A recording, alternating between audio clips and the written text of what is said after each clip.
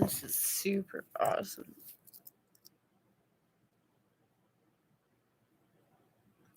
Fun fact, don't ever hang up on me. You've got mail.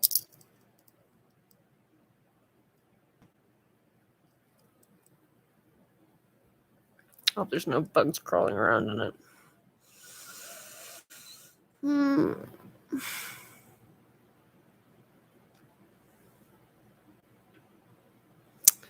I am so viciously mad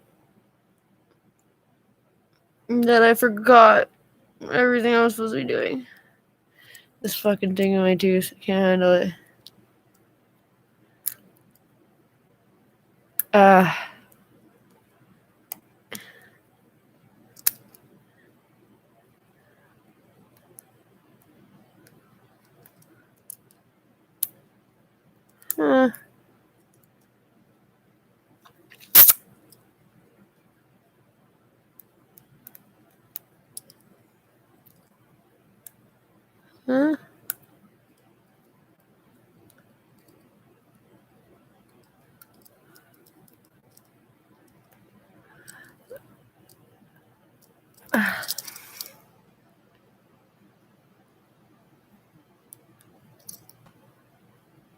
I genuinely have no idea how to fix this.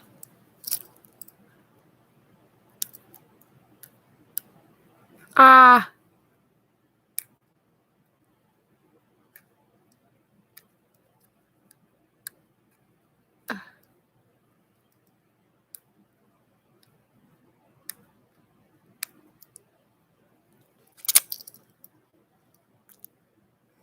That didn't do anything. Alright.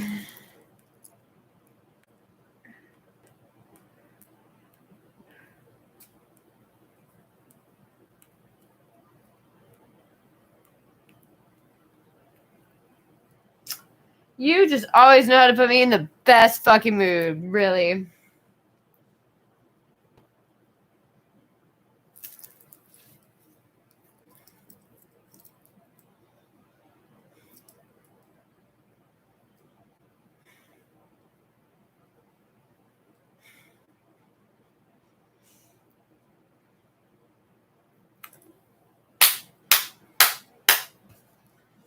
We're gonna get drunk before 1 p.m.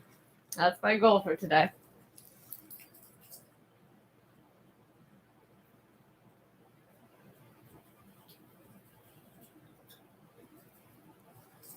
Okay.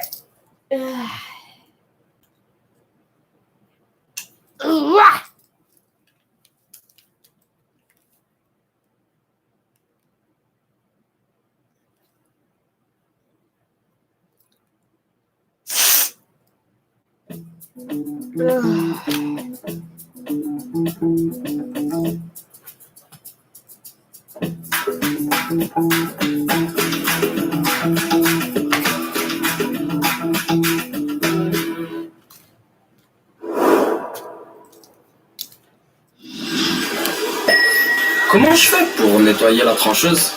You don't. You put your fucking wanted to face bring in you it. a rare moment of us agreeing with Nicole Wallace, You're not going to hear that every day. spokesperson for George W. Bush, who had a pretty interesting commentary after listening to President Biden's speech on the Afghanistan withdrawal. Let's take a listen to what she had to say. 95% of the American people will agree with everything he just said. 95% of the press covering this White House will disagree. And for an American president to finally be completely aligned with such an overwhelming majority of what the American people think about Afghanistan is probably a tremendous relief to the American people. So she gets a really critical dynamic there. And is it 95%? No, it's not 95%. She's clearly overseeing the case. But the fundamental dynamic that she points to there is very real and very important, which is the utter and complete disconnect from the elite media bipartisan consensus around Biden's withdrawal from Afghanistan and the way that actual Americans really feel and are going to feel and how they may treat it ultimately politically. Yeah, no, that's right. And, you know, it really is, it's so funny because it's the rarest moment of honesty. And I was saying in yesterday's show that one of the things that galled me is that during the Afghan crisis, you would see Dana Perino on one channel anchoring Fox News and Nicole Wallace, two press secretaries of George W. Bush, who lied to the American people about the very war that they are then covering. And yet she somehow, finally maybe, admits the truth. Yes, most people will support this withdrawal. Now, look, there's a lot of polls out there, snapshot polls. 73% disapprove of the way that they handled. Then the Politico poll that I saw just out this morning, it says now only 49% support the withdrawal. Look, one day snapshot poll, I don't believe a goddamn thing. But really what it is ask me 3 weeks from now. Ask me a month from now. Ask me a month from now whether the majority of people are not going to line up for it. Will it still be 75, 25? Probably not. Reality is always going to change the way it works. Do I still expect it to be the overwhelming? Yeah. And people who reverse on this, they're mostly just cultural warriors who are doing it because Biden's doing it and not Trump. Yeah. And I think that at the end of the day, most people will be goddamn relieved that we are the hell out of Afghanistan a month from now. There's definitely a partisan effect that we're seeing right now. Because it was the case. Part of why this position was so popular is because both Democrats and Republican leaders, Trump and Biden, were both supporting getting out. Now Trump has reversed his position. Yes. And now is, I guess, all in on the forever wars. So that's going to lead to a partisan effect that's going to reduce support for withdrawal, actually. But also, just to zoom out, like, all the media knows how to do is to fixate on, like, who does this benefit, Trump or Biden? Like, all they know how to do is horse race and polling, which this issue after 20 years, like, there's so much more going on here and so much more of a important conversation about what's right and what's wrong and what the path forward looks like in either alternative, us staying or us going. But it's so much easier for them to, like, somehow turn this into a Trump v. Biden story. So that's kind of what they fixate on here. I have no idea how the politics are ultimately going to play out. No clue. And I certainly don't think any of these people know how it's ultimately going to play out. But Nicole Wallace's key insight there, that there's a real disconnect between how regular people are processing this news and the way that it's being portrayed in this, like, unanimous consensus type of way, I think is a really important one. And it's one that we've seen play out time and time and time again. One thing I'm reminded of in terms of how opinion polling can move very rapidly is back during the Great Recession, another Biden actually led initiative, the auto bailout, was really unpopular. Oh, yeah. It was dramatically unpopular in public polling before it actually was done. And Obama and Biden, this is one of the things that was, I think, to their greatest credit, went ahead with it and saved those jobs and, made sure that the American manufacturers, automakers were able to continue operation. Ultimately, that turned around to be so popular that it was one of the key slogans. Remember, it was Bin Laden's dead, GM's alive, which Biden came up with, by the way. That was one of the key slogans that helped win them the White House. So these things can change pretty quickly. Right now, there is a massive media onslaught telling everyone, filled with propaganda, that you should think that what just happened is terrible and that it was a disaster. For putting aside that the last 20 years were a complete disaster. They don't talk about that part. It's the here and the now that they're concerned about being a disaster. So, look, that's a powerful thing. That media propaganda is a powerful thing, but it'll be interesting to see how it wears over time. Here's what I'd guess. 55-45 at the end of the day. I think 45 will stick with the partisan thing, be like, oh, it was a disaster, all that. I think the independents will generally move to Biden over a long period of time. So my bet, 55-45. If I'm dead wrong, tweet at me in the next couple of months. Maybe it's 70-30 the other way. I have no idea. I personally would be shocked, though. And I actually still wouldn't change my position on it. So no, because some things are right. And that's pretty much the bottom line there, and not poll dependent. All right, guys, thanks for watching. We'll have more for you back here tomorrow. Hey guys, thanks so much for watching. That's right. Just as a reminder, you can become a premium subscriber today. Watch the full show completely uncut, our reactions to each other's monologues. You get to listen to it. You get to ask us questions, all that good stuff. Link is right there in the description or at breakingpoints.com. Best of all, great way to say screw you to the mainstream media.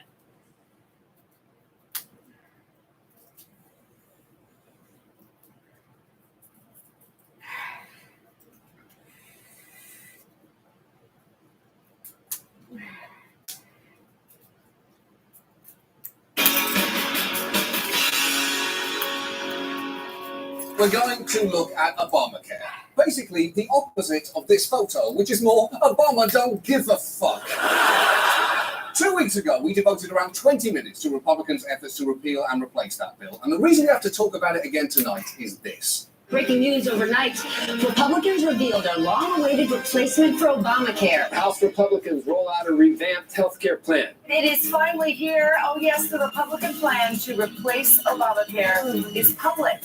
This is the American Health Care Act.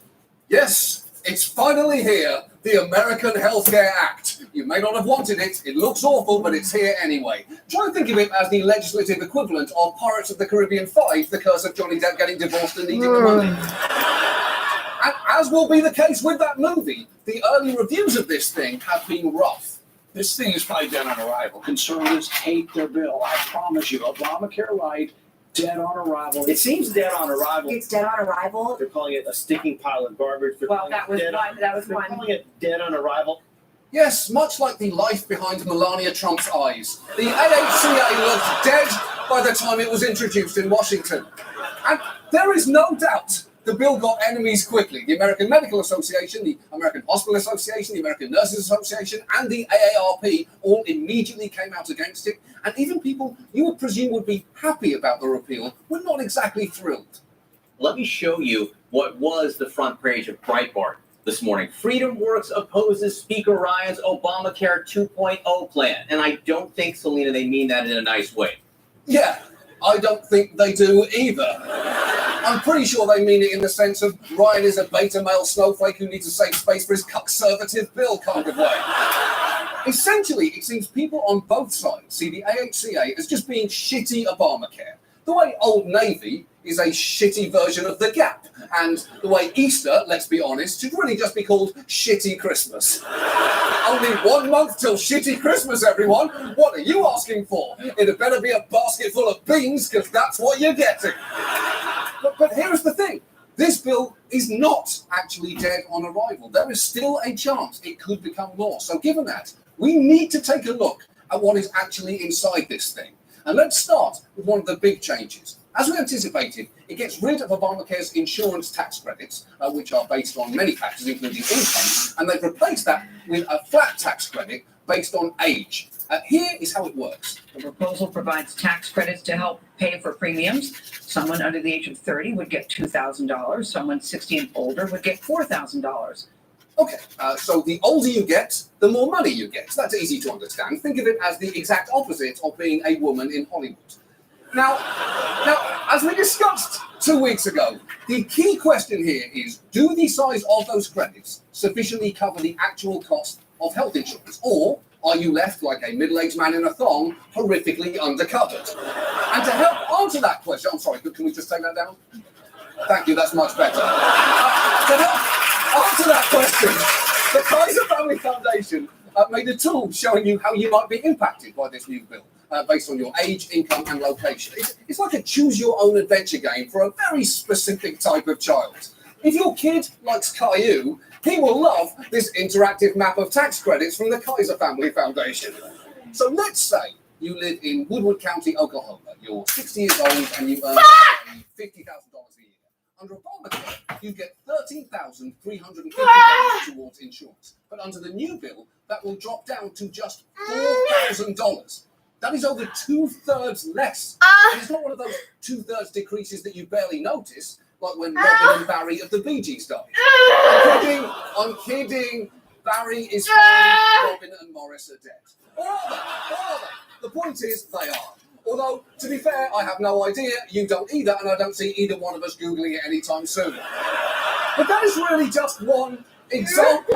There are a lot of people who would be harmed by the switch to these flat tax credits, and experts say one thing is pretty clear here.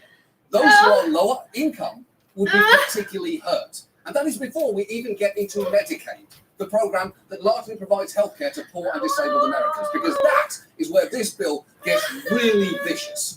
And you know the changes to Medicaid are rough, just from how creepily enthusiastic Paul Ryan sounds talking about them. Let me just describe exactly what this bill does for conservatives. This is why I'm so excited about it, and this is why I think people need to see the forest through the trees. We are de-federalizing an entitlement, bureaucrating it back to the states, and capping its growth rate. That's never been done before. He is rock hard talking about that. Somehow you can actually hear his erection during that. And if you don't know what he's talking about, that just sounds like a benign pile of words. But when he says defederalizing, block granting, and capping, what that means in layman's terms is cutting the living shit out of Medicaid. According to one analysis, the plan would cut at least $370 billion in federal funding for Medicaid over the next 10 years. Now, what that means is that states will have to make up that gap to maintain current levels of coverage, which for many of them will be next to impossible. So when they don't, millions of the poorest Americans will lose coverage. Millions. And I literally just heard Ryan getting another erection when I said those words. And when you combine that with the insufficient tax credits, an estimated 6 to 15 million people are projected to lose insurance. But to hear Republicans like Jason Chaffetz tell it, there's an easy solution. You know what? Americans have choices, and they've got to make a choice. And so maybe rather than getting that new iPhone that they just love and they want to go spend hundreds of dollars on that, maybe they should invest in their own healthcare. That is complete bullshit. And it's frankly a little hard to take a lecture on making good choices from a man who presumably entered a barbershop and said, "Give me the wet poodle pubes." Make it look like this photo I took. The truth is, if insurance cost as much as an iPhone, we wouldn't even be having this debate. People are going to be hurt by this bill, and those hit the hardest, who stand to lose $5,000 or more under the new plan, are, ironically, a group that voted for Trump by a huge margin, which is pretty frustrating. It's like if the people of Pompeii voted for the volcano. I know you get to define your own self-interest, but I wish you hadn't voted for that volcano. So look, if this bill is bad for older Americans, poor Americans, and many Trump supporters, and all these groups oppose it, who exactly is it for? Wealthy Americans are set to get a sizable tax break under the GOP's health care bill, and the ultra-wealthy will see an even bigger tax cut. Some of those in the top 1% of incomes will get a tax break of around $33,000. Those in the top 0.1% will get an average tax cut of about $197,000 under the GOP plan. Fuck yourself. Wow, indeed. So this plan is literally taking money from the poor and giving it to the very rich. It's essentially a reverse Bernie Sanders, which is actually also the name of a sex act consisting of very aggressive fingering.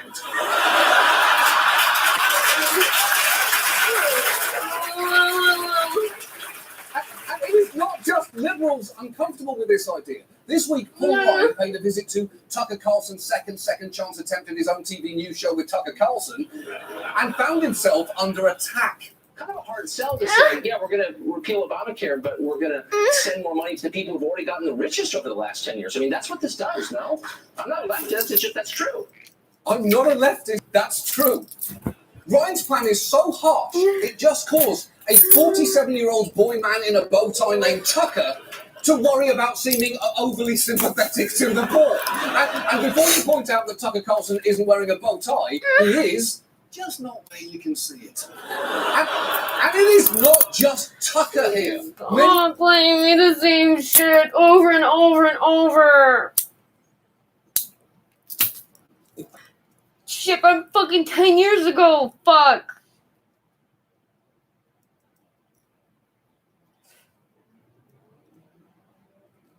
Can't fucking find fucking jack fucking shit.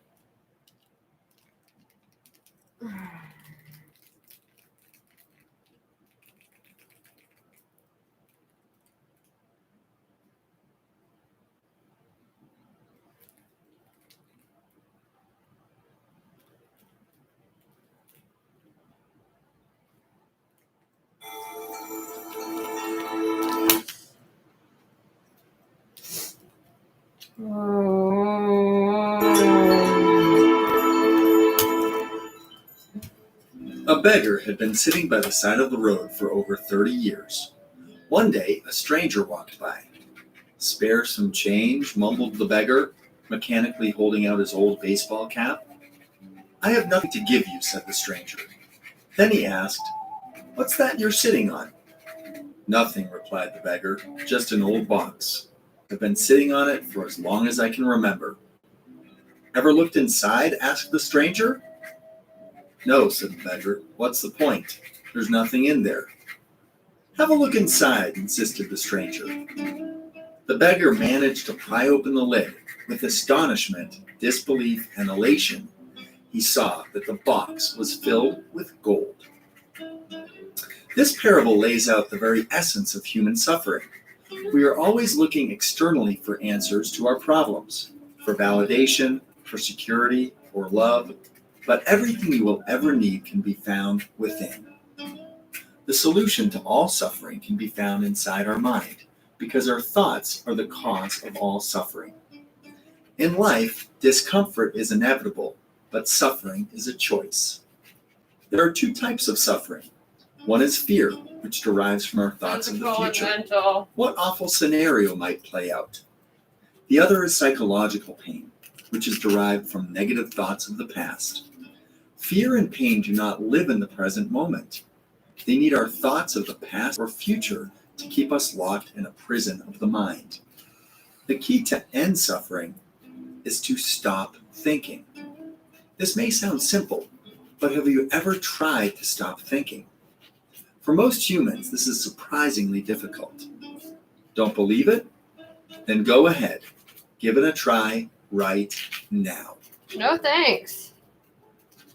I'm pretty sure that everybody else has got that covered. If you're like most people, you likely can't stop thoughts from seeping into your consciousness. No, even that's not when true you're at all. actively trying to push them out. So You're a fucking dumbass.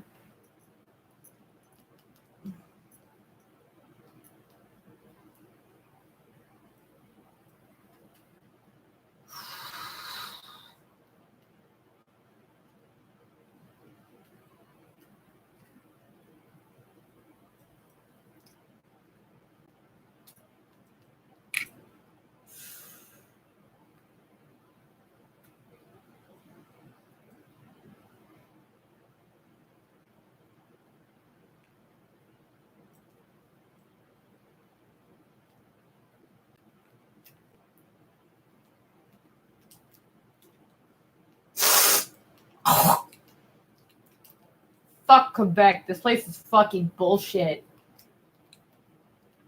Fucking French fucking dumb fucks. Fucking lose everything they fucking do. Then they fucking celebrate it.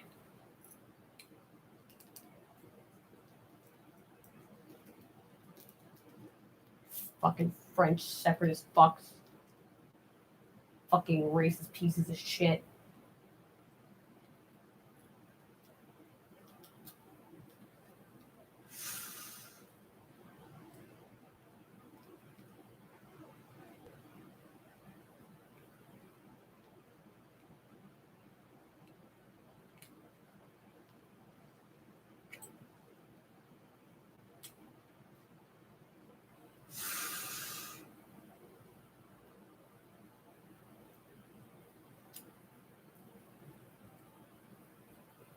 Most Canadians spend on average 55 cents a day on.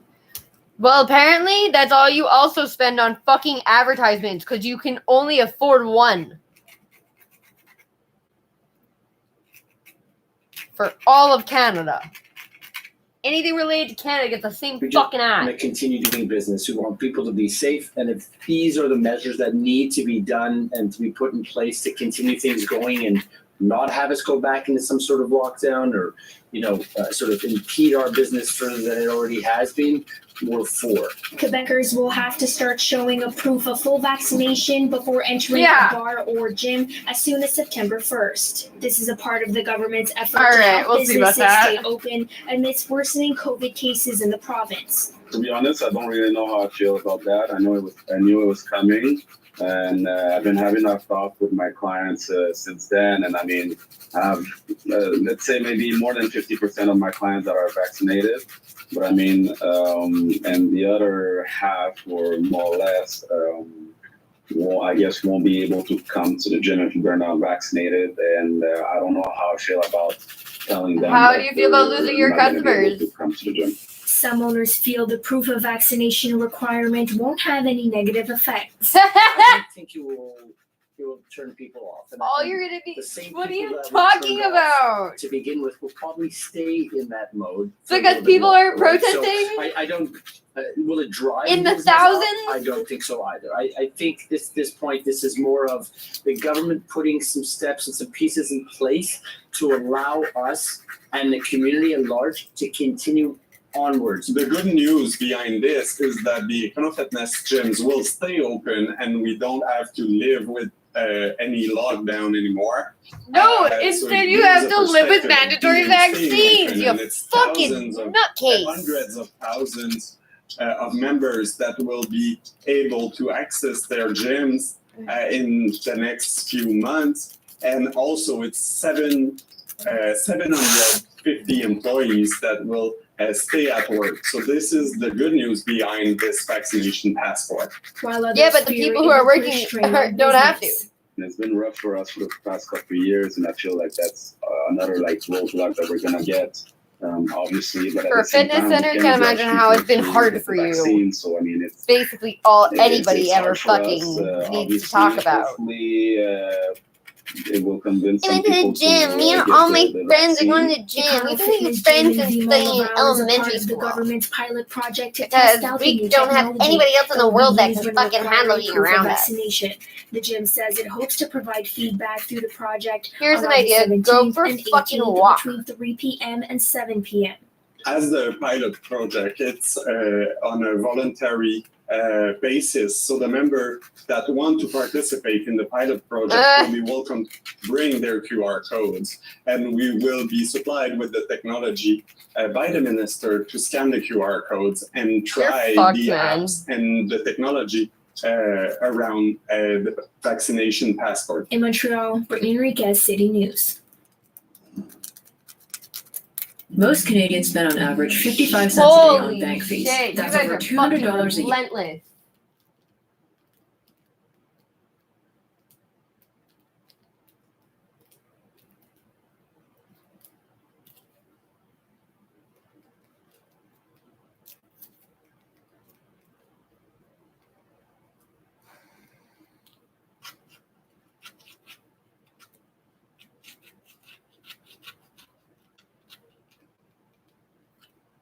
I love when the video is fucking insane.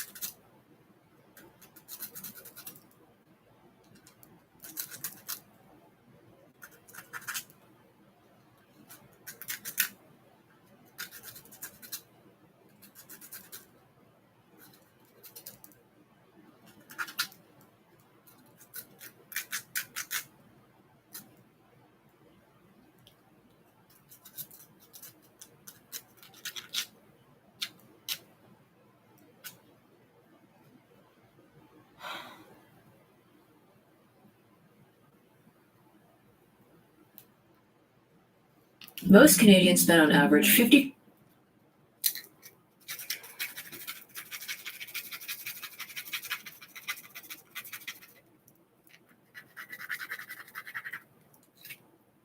Become a new client.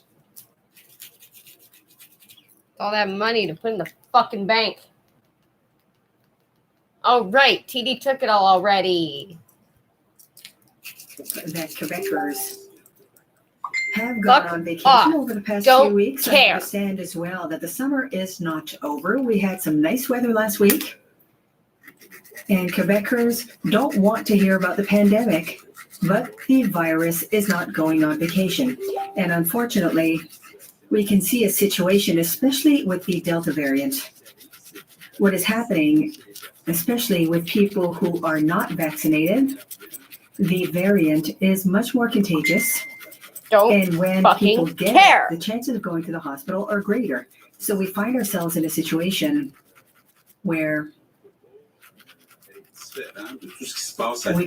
we're not different from what's happening elsewhere in the world. If you look at the situation in the US or in most of the European countries, if we do a rule of 3, it's like as if in Quebec we had more than 1,000 new cases per day. We are now at 400. So we've gone from 50 and 60 a few weeks ago to 400. So the increase is not as great as in the US and Europe, except that last night with Christian and Dr. Arruda, we had a Teams meeting with the people from the ENSPQ. And we are unanimous. We must expect in the next few weeks that there will be an increase in cases. Hopefully, and hopefully you're one of them, motherfucker. As well. For the time being, hospitalizations went from 60 to Hope 80 your something. fucking family starves to death on top of it. But experts are telling us that we must expect that there will be an increase in the next few weeks. So we must be honest, even if it's still nice outside, even if we are in the summer, the situation As long is as you have a worrisome, fucking and we passport, must you're good, right? put in place some measures. Of Fucking course, psycho I cunt. want to repeat this because the numbers are very clear. And people from the ENSPQ They're have shown clear this as to us, far as public you health as make well. them clear. We can look All at it your under fucking several numbers angles, are but what fucked we are up. seeing is that people who are not vaccinated, those are most of the people who find themselves with the virus and who end up in the hospital. And they still don't want your So we are fucking truly- vaccine. You fucking dumb We have cunt. some vaccines that work well. The vaccines we were able Which to everyone's demonstrate with paying the us out the vaccines in most, Quebec and throughout the world obviously. that it reduces the risk of getting COVID. And if ever we do have COVID, it reduces the risks of having serious consequences that lead to a hospitalization. Honestly, I want to go back to vaccination. Please just put me We out of are my now fucking at misery. 85% So I don't have to deal with this fucking of stupid, Quebecers dumb bullshit people. who Fucking have at retarded least one people dose. anymore. That means that there's a strong buy-in. 85% of all Quebecers 12 and up. That's quite extraordinary. But despite this, we can see this. There's a fourth wave coming, and Quebec will unfortunately not be spared. And that is why last week I started a tour of the regions of Quebec, a tour that I will suspend because I want to be able to start again with Christian and Dr. Arruda. Unfortunately, we have to explain that we must be prudent, perhaps even more prudent than ever before. And we also have to take into account the fact that in 2 weeks, very soon, we'll be back to school. And it's clear once Yeah, again because with you the made it that experts way. Because people that there aren't allowed to will be homeschool their kids. more contacts. Or they're going to get their And fucking even kids if taken away, you young fucking people psycho. are at a lesser risk, well, there's no zero risk, and they can transmit the virus. Oh, fuck, please, someone So we transmit can the virus to expect this motherfucker. That with back to school, Do the fucking world a favor. it will increase the number of contacts and so increase the number of cases and the number of hospitalizations. That is why Christian is insisting so much on the importance. Well, those who don't have their first dose, go get your first dose as quickly as possible. Make me, bitch. And those who don't have their second dose, move it up to before the 1st of September. We really want to do a blitz in the next 2 weeks. Of course you do. Why? Because we must get ready for back to school and to its impacts on the pandemic. So I'm calling on all Quebecers, please. Nope. make an appointment or go to a walk-in clinic. I don't know. They're gonna pay me. There are vaccines available. The staff is there. If ever some people are worried or they're afraid. Don't worry, the, we'll cut your check. No the side questions effects, asked. well, you have to know that it's very clear. It's much riskier to get COVID Very clear, huh? than to suffer from some side effects Is that from why you're vaccination. still fucking having So to that's defend very it? clear. Go get vaccinated for 3 reasons. First of all, for yourself. Nope. Because no Let me one, die. no Rather one than can be spared. fucking And living second with of all, you. for your loved ones and out of solidarity with the people that you meet. They're in all your already day-to-day dead, or activities. they And don't the really third give a reason, shit. So next. it's to spare our healthcare network. We have some staff who's worked very hard over the past year and a half. We already have some surgeries that have been delayed. So we don't want to have to add to these delays and to add to the burden of nurses and of all the staff in the healthcare network. So think you about don't yourself, want them think to about your out loved ones, you and think for your about the bullshit healthcare lies. network. Now for masks in schools. As the Minister of Education and the Minister of Higher Learning said, and as is stated in their plan, well, right before back to school, there will be an update of the recommendation from public health, region by region. We don't exclude the fact that the recommendations may be different from one region to the next, except for CEGEPs and universities. CEGEPs and universities, well, there are some students who come from all the regions of Quebec, and there are some students who come from abroad as well. Yeah, no, you're So not the we ones can who come already from tell abroad, you because those are today the ones that you give a shit about. That for back to school They're the ones in who fucking make CEGEPs you and money, bitch. universities, the mask will be mandatory not only in common areas, but even when seated in class. Now, for elementary and high schools, over the next few days, public health will make a recommendation, but I want to be very clear here. If public health recommends that we have masks in classrooms and daycares, we will do so. We will not take any chances. We want to be prudent, but we will look at where public health will look at the situation region by region, almost school by school, actually. Mm-hmm. Now, except the English schools. Fuck as English for schools. healthcare workers, we know that approximately 90% of the staff in the healthcare network is vaccinated, but the 10% that remains, there's a true risk, according to public health. A nurse or another caregiver could, despite the protective equipment, transmit the virus to a patient who is vulnerable. Well, your vaccine doesn't work too I great then. understand that this is a decision that is not easy to make, but we will make vaccination mandatory for healthcare workers. That's fine. Only. What does that mean?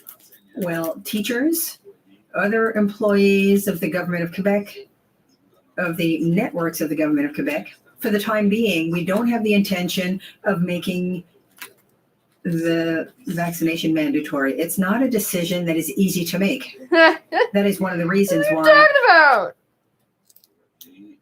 I am coming back to Quebec. Where have you been? Contrary to the vaccine passport, or making vaccination mandatory will have an impact on 2 things. First of all, on the integrity, the physical integrity. So we're telling people, well, it's not voluntary. Now you must be vaccinated. And it also impacts labor laws because we're telling people if you are not vaccinated, you cannot work. So this is not banal, and that is why we spoke with the opposition parties.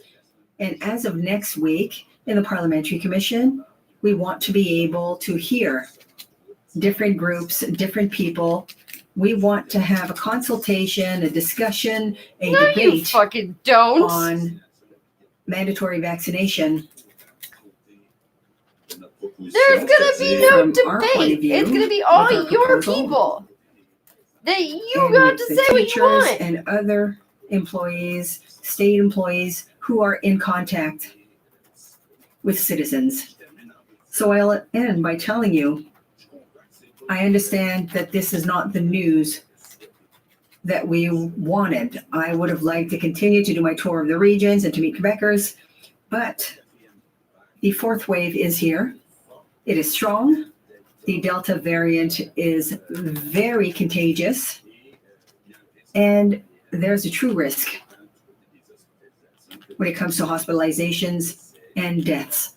So once again, I call on you to go get vaccinated, 1 dose and the second dose.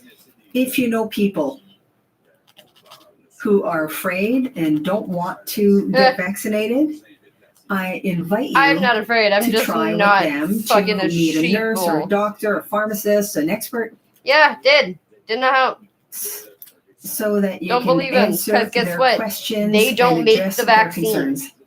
So I want to reassure Quebecers, I'm convinced already that 85% of Quebecers regurgitating fucking have scripts. chosen to go get at least 1 dose of the vaccine.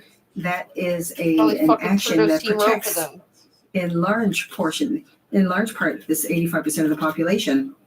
Of course, we want the 85% to increase, and we want, of course, to have as few negative consequences as possible. And I'm convinced that together we can get through this fourth wave as we did for the second and the third waves. So I thank you for your support. I thank you for your collaboration. There's no collaboration if they're mandatory. The Delta variant, which is more contagious and more likely to bring people to the hospital.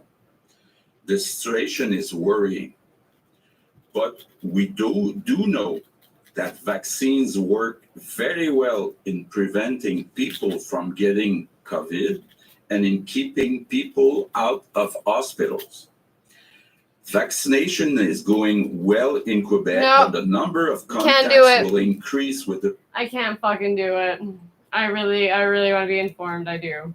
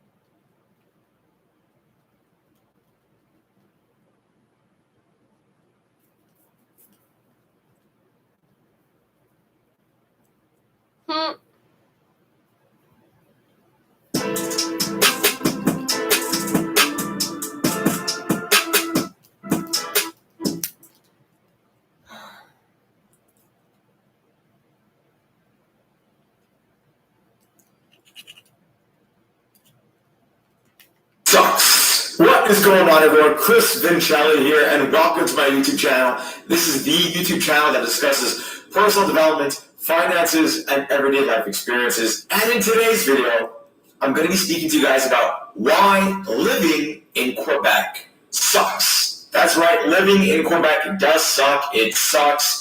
I should know. I lived there for the first 25 years of my life. I know. So I know the province of Quebec very well. And I can tell you that living in Quebec sucks. Thankfully, I don't live there anymore. I live in the beautiful state of Florida. But I can tell you that I remember living in Quebec very, very well. I lived there throughout my childhood and for most of my adult life as well. So I'm going to talk to you guys about why living in Quebec sucks, and I'm basing this information off my own personal experiences and on the research that I've done as well. So I'm not going to waste any time. I'm going to dive into it right now. And the number one reason why living in Quebec sucks is because of its food.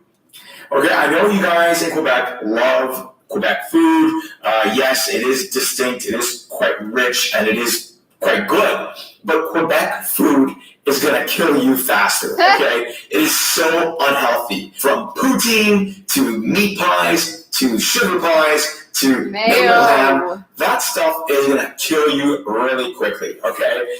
That is not healthy food, but it is so popular in the province of Quebec, and it is found throughout the entire province. So I have to say that while food there is really good, it's tasty, a lot of people love it. I happen to quite enjoy a nice slice of sugar pie or a bowl of poutine as well. But the truth of the matter is, it is so unhealthy for you, and it's going to kill you quicker, all right? It's going to kill you really quickly. Now, you might say, Chris, the city of Montreal, which is the biggest city in Quebec, has some awesome cuisine from all around the world. And to that I say, yes, that's true. But that's only in the city of Montreal. Yeah. You can find food from all over the world in the city of Montreal, and the food there is exquisite. It's fantastic. It's delicious. But outside of the city of Montreal, okay, outside of that metropolitan area, regardless of where you go in Quebec, you're going to be finding your typical Quebec cuisine. You know, that's going to consist of pea soup, maple ham, meat pies, sugar pies, and yes, of course, poutine. And that stuff is just not good. Okay, the second reason why living in Quebec sucks is because of its weather. Now, I know I've spoken about weather in Canada in the past. You can check out my other video on why living in Canada sucks, located right here. But yeah, the weather throughout Canada, including Quebec, really sucks. And I mentioned in the previous video that cities like Montreal, which are located in Quebec, can see snowfall in 8 out of the 12 months out of the year. Yep. But the truth of the matter is that Montreal is located in the extreme south of Quebec. And so therefore, it has the warmest weather. And it goes without saying that the climate and the weather outside of Montreal is a lot worse, and it just gets worse from there. So if we're talking about places like Quebec City, or northern Quebec, or the Gaspé, the weather there is just horrendous. Winters are really long and dark and harsh, and even the summers tend to be pretty cool. It's cool to a point where you might even have to wear a sweater when you go out at night during the middle of summer. So Quebec winters are horrendous. They're long, they are snowy, they are dark. This is true for the entire province. It's bad enough in the city of Montreal, but the weather only gets worse as you leave the city and go into the Quebec hinterland or into northern parts of Quebec as well. Winters are horrendous, and summers tend to be really cool and really short. So I happen to think that Quebec weather sucks. If you like skiing, I guess it's a good province for you to live in.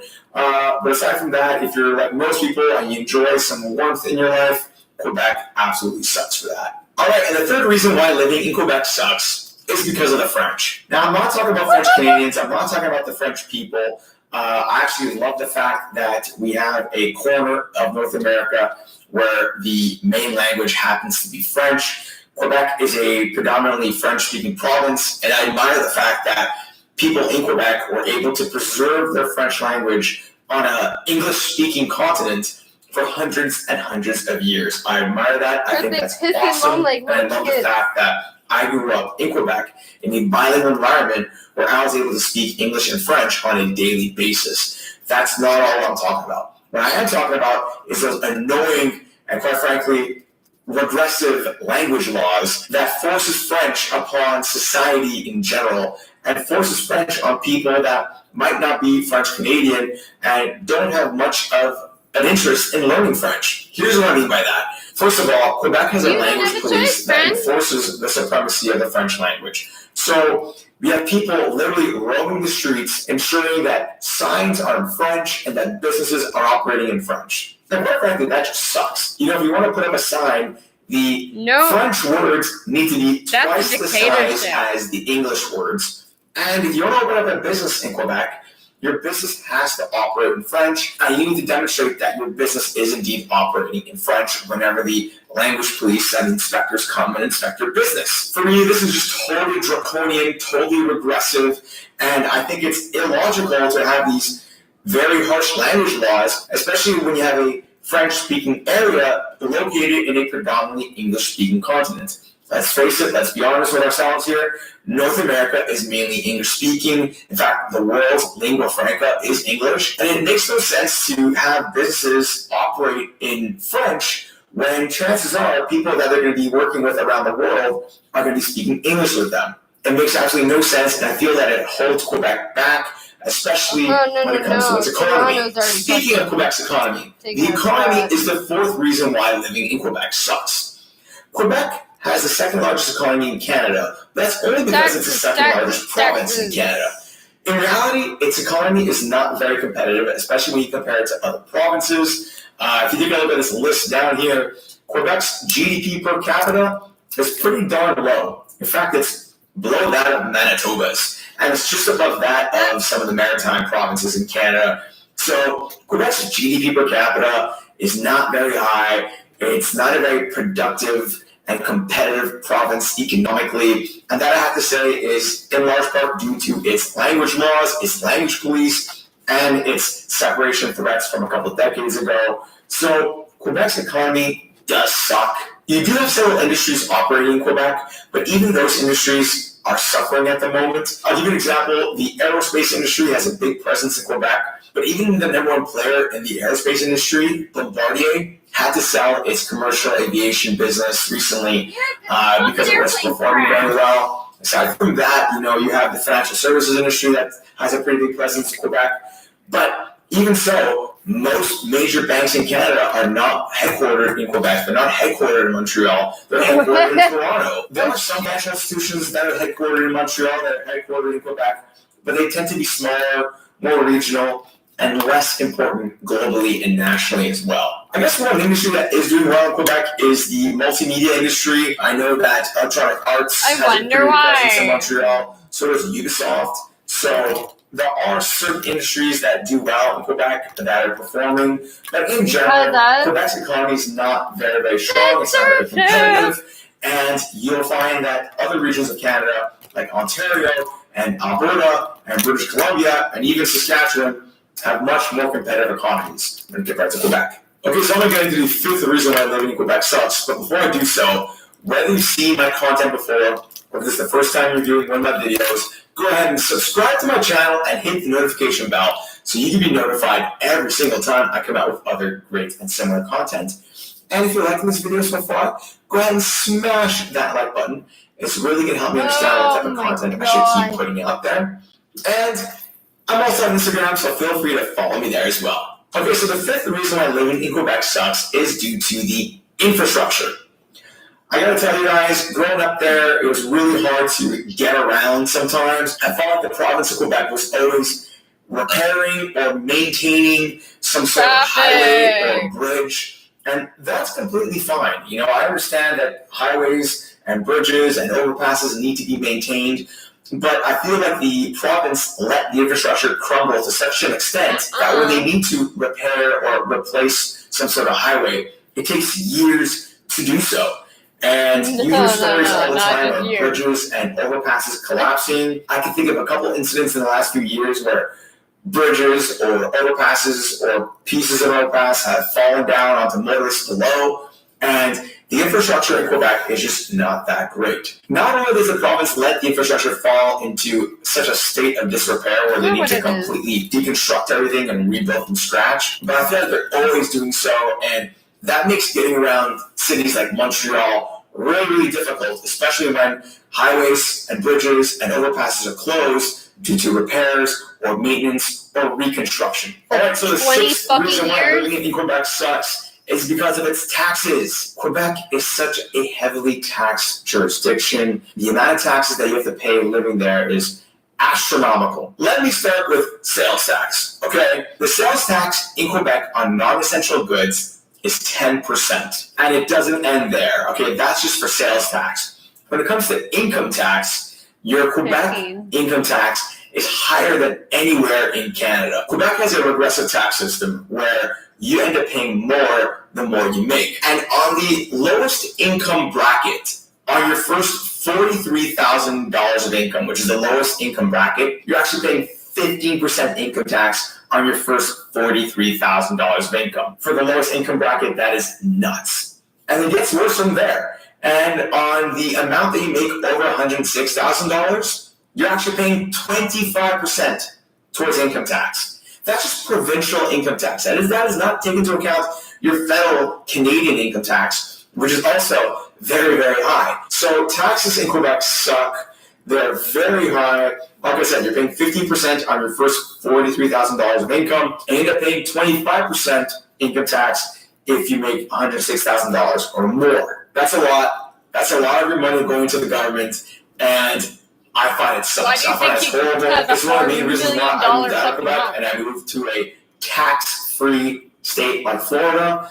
But yeah, like I said, living in Quebec sucks, and that's one of the main reasons why. Okay, the seventh and final reason why living in Quebec sucks is because of its professional sports. And by that I mean the lack of professional sports. There's only one professional sports team that plays in one of the four major sports leagues in North America. The Montreal Canadiens of the National Hockey League are the only professional sports franchise to play in one of the four major pro sports leagues in North America. And they're not much of a good team. Okay, it's a team that's been in decline for a number of years now. They haven't won a championship since 1993. It's a storied franchise. In fact, it's the most storied franchise in hockey history. It still is. It still has an amazing history behind it. But it's a team that has been in decline for decades. And unfortunately, I don't see an end in their decline. I see them declining even further over the coming years. And then, of course, there are some other teams in the province of Quebec.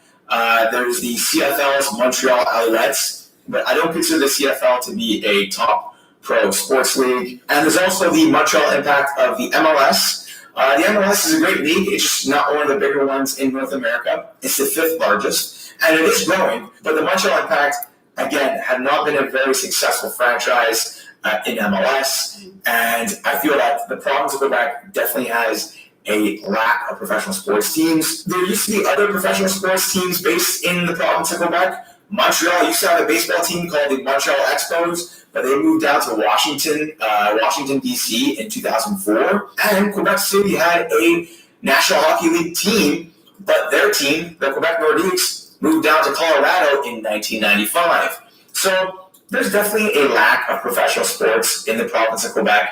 And whatever professional sports there is, the teams aren't that strong. They haven't been performing as of late. And so I have to say that one of the main reasons why living in Quebec sucks is because of the lack of professional sports. There are sports in Quebec, I have to say. There's a minor hockey league in Quebec called the Quebec Major Junior Hockey League. Also, Quebecers tend to be really good at skiing. It's a province that produces a lot of great skiers. But I think on the whole, the province does lack professional sports. Everyone, let me know what you think of the points that I made in the comment section below. Have you lived in Quebec in the past? Have you recently left Quebec? What were the reasons why you did so? Do you feel that living in Quebec sucks? Or are you considering moving to Quebec? Was this video helpful in any way? What are the reasons why you're considering moving there? And what have other people said about living in the province of Quebec? Let me know in the comment section below. I'd love to hear your thoughts. And like I mentioned earlier, whether you've seen my content before, or if this is the first time you're stumbled upon one of my videos,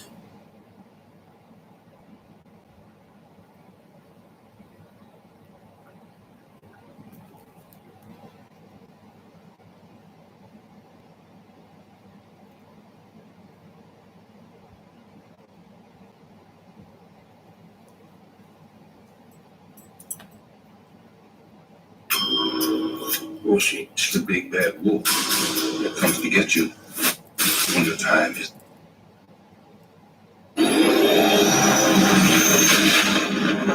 Hey everybody, my name is Roberto Wakefield Cruz from the Post Millennial, and I live in Quebec, La Belle Province, but I'm not from here. I moved here about 3 years ago from a little town in Ontario, and I gotta say, it's different here, man. They have a lot of weird little things about their culture that I wasn't really expecting. And to be totally honest, I had a little bit of a culture shock, and I don't think anybody else in the country knows just how different this place is. So here are 5 things about Quebec that I hate.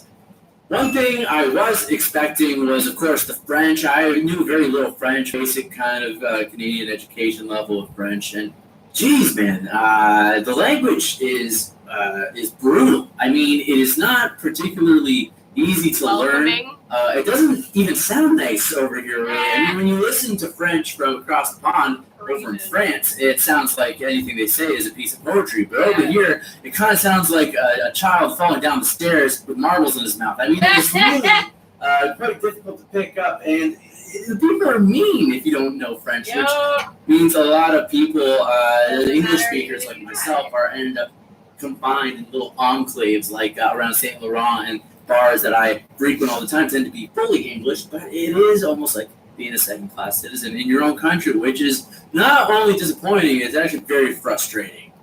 And they'll pretend like they don't understand what you're saying, even if you The say it right. food, specifically gaining weight. I moved here 3 years ago. I want to say I was probably about 25 pounds lighter than I am now. And I can't say it's not my fault, but it's also the fault of this culture's incredibly tasty and unhealthy snacks. For example, everyone knows what gravy, cheese curds, and delicious French fries makes. It's called a poutine. They're delicious, and I've had so many of them that I don't even really care for them anymore. On top of that, Quebec has a bunch of different weird kind of treat. Meat pies are really big here, delicious, love the meat pies. But they also just have weird dishes where it's just baked beans baked in fat, and that's like a thing that you'll eat on like Christmas or something. Which I can't imagine.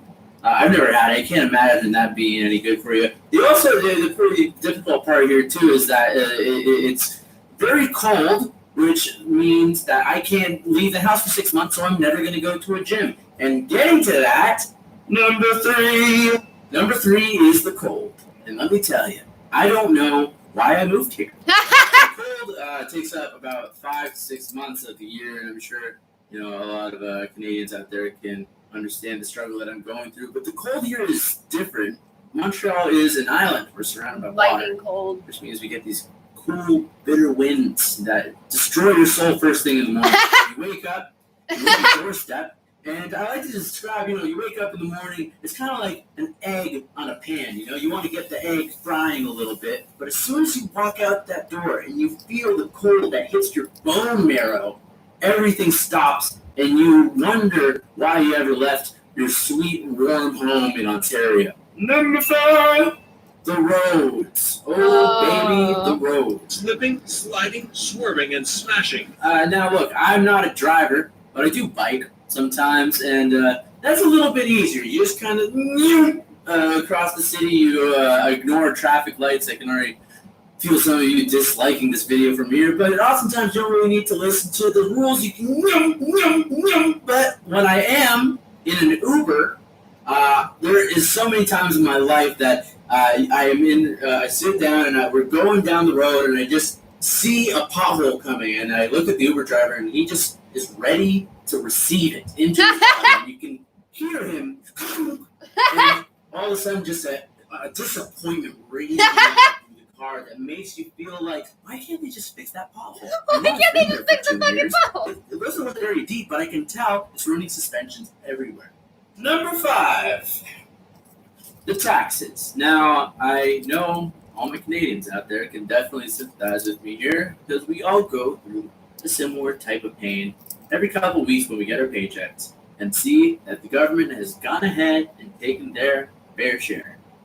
Here in Quebec, taxes, they're a little bit higher, and I'm not exactly sure for what. I mean, I'm not using a whole lot of public services or anything. Because we chased out all the English people and sent them running to Toronto. Seems like there's homeless people everywhere. So it often they're not homeless people, they're criminals. What is Get all right. this money I'm paying for going to what? I don't even make that much. Everything sucks. And look, this is going to be maybe the most controversial thing I say in this video, but I am tired of tipping for everything. And this, on top of my taxes, is really driving me up a wall to the point where I think I'm just going to move to French Polynesia. It's another nice French-speaking place. It's not in Canada, no more taxes. Just live on an island, nice weather, chill with a lei around my neck, whatever it is, because I'm tired of $1 for every drink, 15% on food I'm eating, which is for why. It's like I'm going for a $10 breakfast, and all of a sudden, it's like $50. Tip a little more for breakfast. I don't think they make enough there. But anyway, what I'm saying is, Quebec, there's a lot of things that you should fix. And all of them are the ones that specifically affect me. Thanks a lot for checking out the video, guys. Leave a like if you hate Quebec, or if you love Quebec. Go ahead and leave a like, leave a comment, tell us what your favorite or least favorite thing is about Quebec. Again, my name is Roberto from the Post Millennial, and I am out.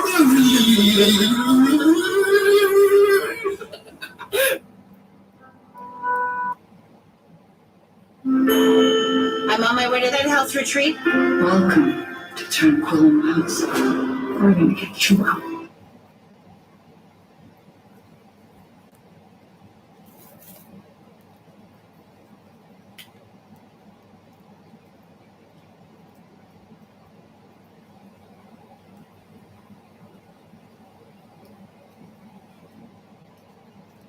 Now, when you think of Canada, what do you think of? Well, perhaps maple syrup, huge, beautiful trees, frozen winters, perhaps. Those are the cliches, of course. But what about progressivity, respect for the rule of law, a trusted ally? Well, in fact, all of the above. Apparently, what French people think of Canada, according to a new report that the Canadian Embassy here in Paris is releasing this week, and here to talk about it is the ideal person. Canadian ambassador here to France is Isabelle Hudon, appointed by the Canadian Prime Minister Justin Trudeau in September of 2017. Thanks very much for coming in and talking to us. Let's talk about those cliches first of all. I mean, France has its cliches, of course: Eiffel Tower, food, garlic, maybe even you might say Baguette. Baguette, exactly. I mean, do you feel proud, if you like, about the cliches that French people think of? Of course, and they're real. Maple syrup is real, and you know what? Maple syrup represents in our economy something very important. Though there's way much more. I came here 2 years ago with the instincts that the relation between France and Canada. Now you're fucking fired and still collecting your paycheck. Friendship is there. Lucky you. And the survey confirmed that the friendship is strong and a solid base, but there's way much more than friendship. And I would pick the word trust for the overall results of the survey. French are looking at Canada as a country that is well aligned to France, a trusty partner and ally, as you said in your intro. Yeah. And that makes me proud. I mean, other words came up as well, didn't they? Things like reliable, progressive, respect for law, trusted ally, as you say. I mean, how important do you think are all those things when you mix them all together? Well, reliable. I was quite happy to see the results first on the trade front. As you know, we have CETA, a trade agreement negotiated between Canada and Europe. And when I came here in 2017, I was not too sure how French were looking at Canada as a trade partner. And that's one of the strong results in the survey, whereby we come as a very, very strong and trustful trade partner. And that's not a small thing, because I remember 2 years ago, many people were like, I want to keep away from signing trade agreement. But then results are showing that among all countries, if French are not able to conclude a trade agreement with Canada, with whom they will do so.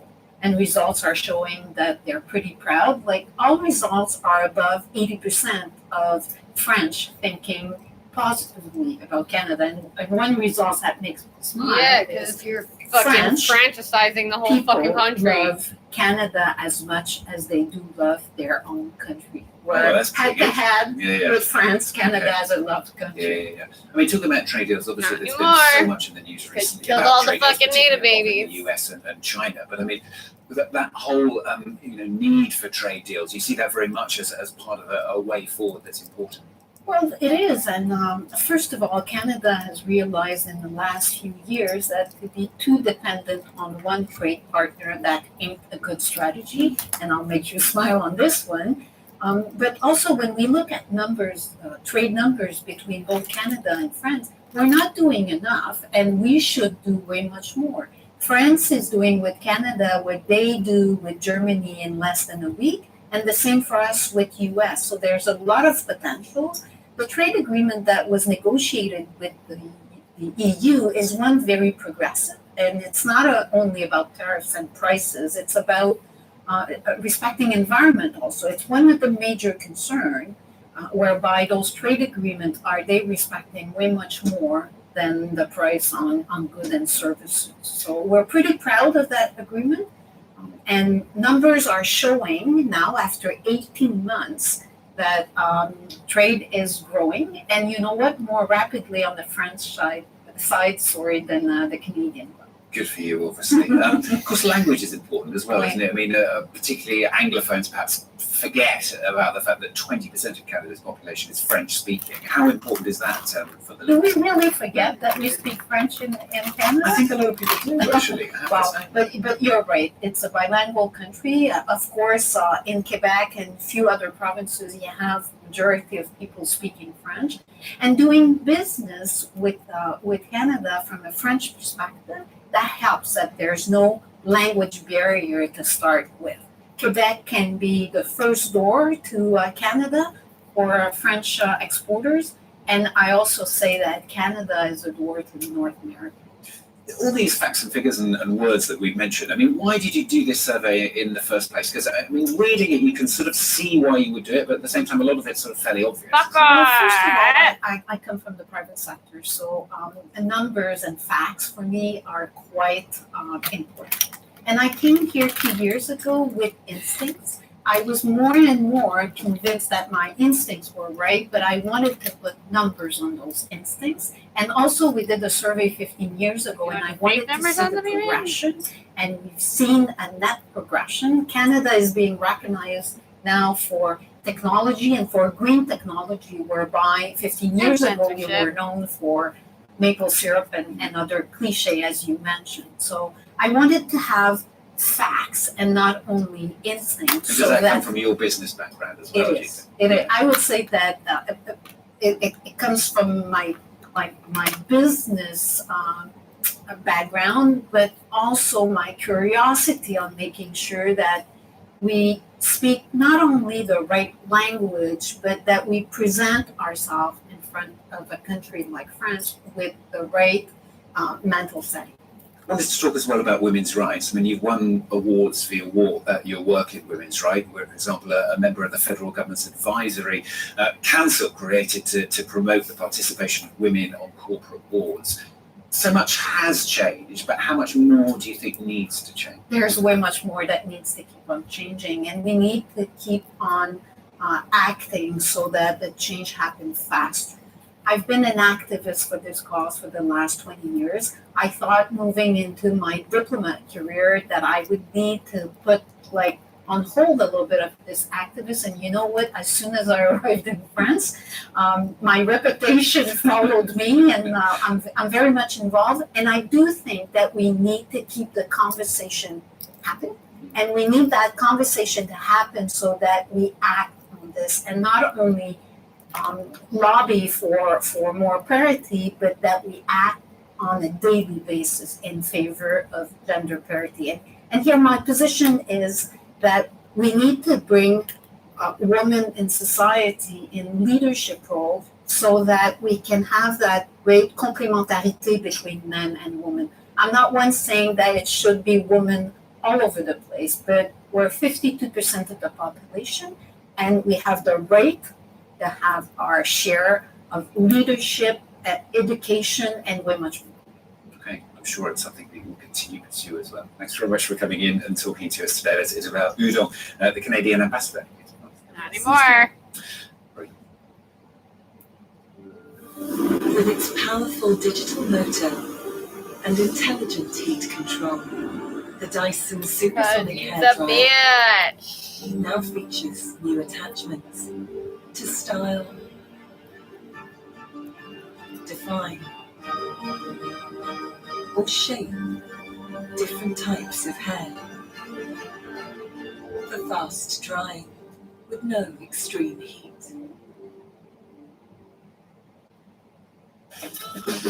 Une faisant infusée pendant 16 heures de temps, ça donne un goût unique. On est pas mal proche d'une faisant. Un deuxième, s'il vous plaît. J'en ai besoin.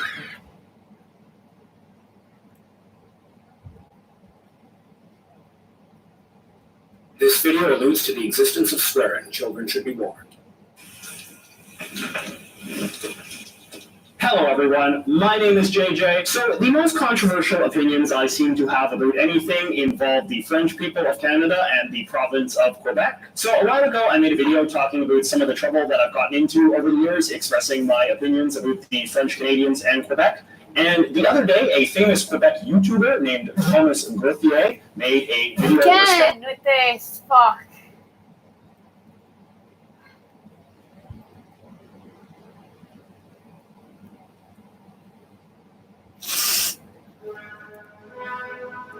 Hi, and welcome to The Winning Hand. I'm Howard Greenback, and thank you for betting on yourself.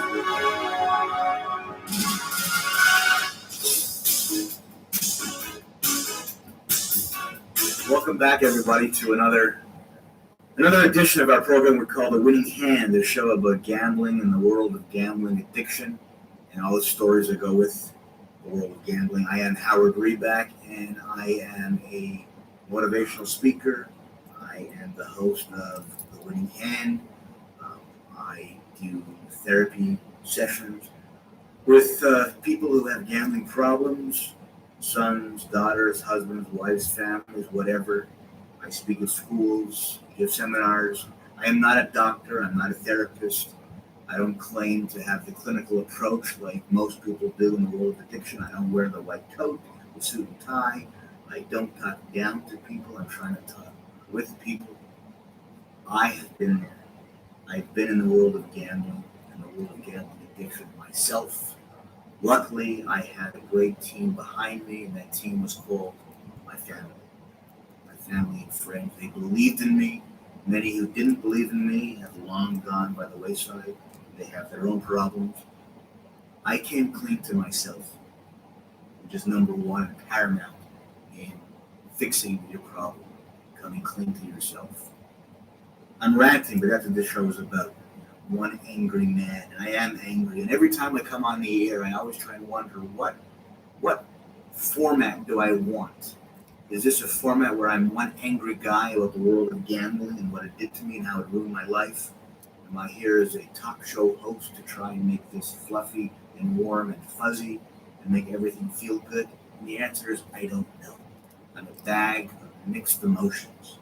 I don't know what format I want. I am angry for what it did to me. I want to tell you today about a letter that I wrote out of Quebec after I met with them. I had approached Mr. Jean-Pierre Roy, one of the communication directors of Lotte Quebec, and has been for many, many years. And I don't mind using anyone's name. Let them come after me. It's fine. It's great. Let's stir up the pot a little bit. Let's make some trouble. The upshot of the whole story is that I approached Lotte Quebec as an ex-gambler to try and work with them and try and help. And they refused me. They were very polite and they listened very intently. And after 6 weeks later, in a 3-hour speech that I gave, their answer to me was basically one paragraph, summed up by basically telling me thanks but no thanks. My letter to them was something along these lines. I'll try and paraphrase and try and save some time. And I basically told them that I was more disappointed with Lotte Quebec than I am mad or disturbed. I'm disappointed. I'm disappointed in our government. To think or even imagine that for the better part of 6 months and thousands of dollars from my own money, my own pocket, and many hours, the best they could do would write me back a letter saying, thank you, but we're not interested, in telling me that their dealers and their casino workers train intently on how to spot problem gamblers. Oh, really? I've gone to the casino undercover and spoken to dealers. I know ex-dealers. They have a manual on how to spot problem gamblers, which is thinner than a Dick Ann's hamburger. They don't know anything. What they do is they encourage you to have a drink, go take a break, but come back. They're salespeople. They don't make a living if they're not in the building. They make a living by having you sit at the blackjack table. They make a living by having you put money into the VLT machines. They make a living by putting your rear end in the casino. They don't know how to spot problem gamblers. They may know how to spot somebody who's drunk and who's making trouble at the casino. That they know how to do. That they know how to press the button and get casino security out. But they don't spot problem gamblers. The answer came back to me that I should basically leave it to the experts, which is them.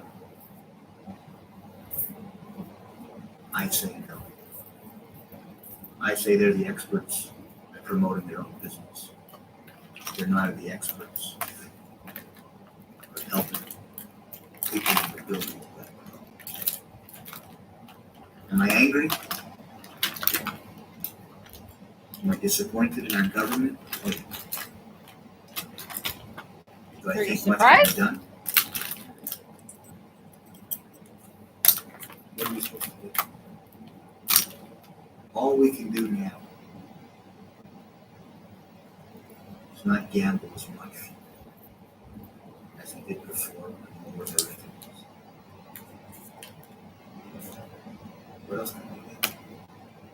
We try to make a stink with the price of gasoline, and it's worked from time to time. We haven't done anything in the gambling world. I want you to help me. I want people's gambling addiction to be cut down slowly. Wean yourself off. If you think the elusive dream about winning all kinds of money in the world of gambling is there, it's not. Don't fool yourself. You're too smart, you're too intelligent. Don't fool yourself. Just remember, we live in houses and apartment buildings. They live in buildings that are 200,000 square foot, with the largest art collection in Canada. That doesn't come with gambling. Please join us next week. I'm Howard Greenback, Montreal gambling expert. See you soon.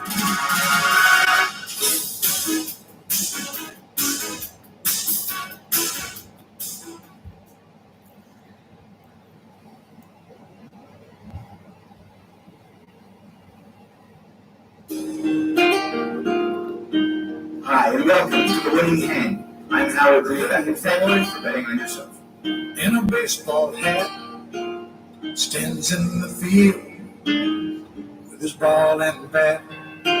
Welcome back, everybody. Says I am the greatest. A program we call The Winning Hand. It's a program about the world of gambling and gambling addiction. And every week I just try and share some of my stories and sort of my life experiences with the world of gambling and how horrible things turned out, and with the hard work of family and friends and myself, and how things have turned out now of late, not so bad.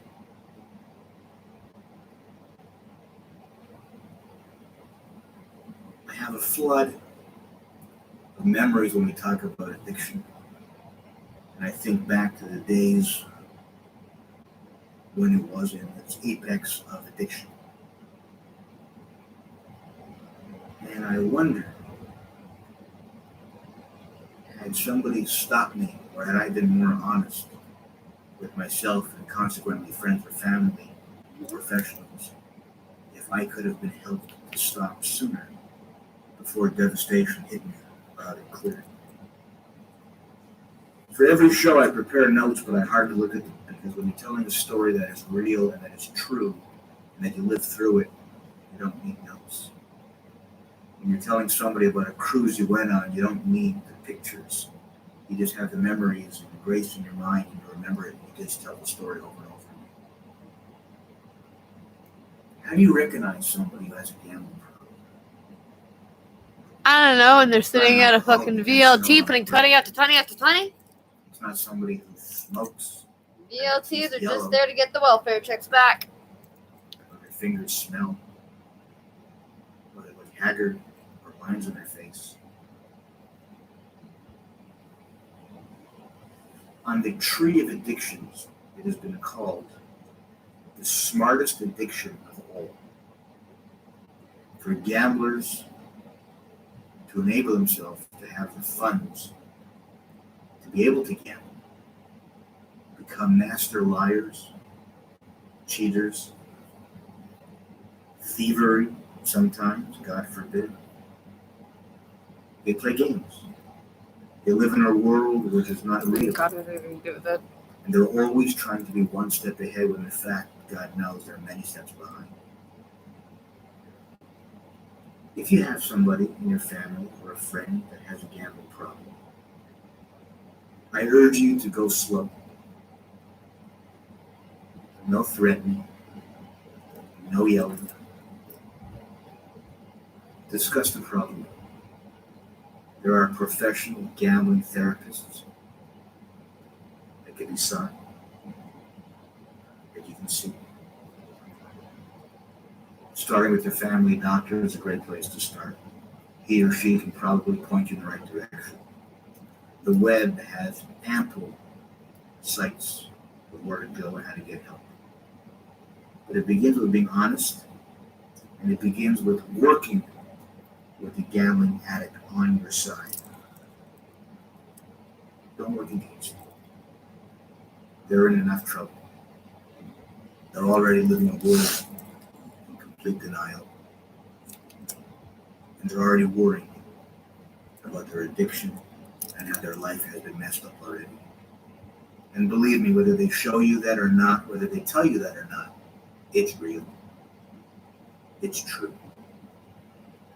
So I urge you, if there's somebody in your life that has a gambling problem, talk it out. Approach them. The worst that you can be is wrong. But usually, you can detect it. Okay?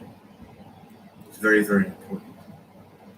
We're not going to get help from the government. They're only pushing gambling on us.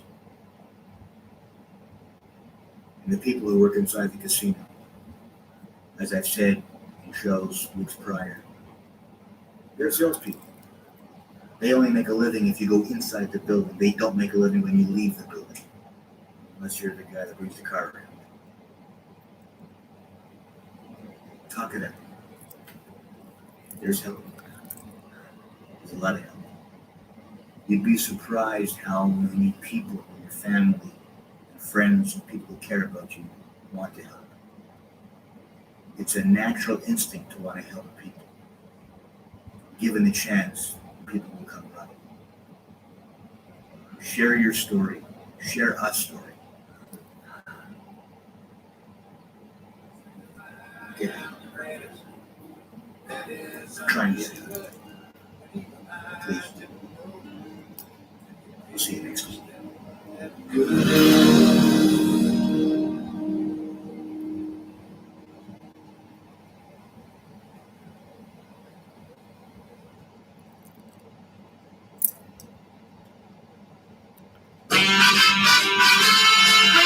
Hi, and welcome to the Winning Hand. I'm Howard Greenback, and thank you for betting on yourself.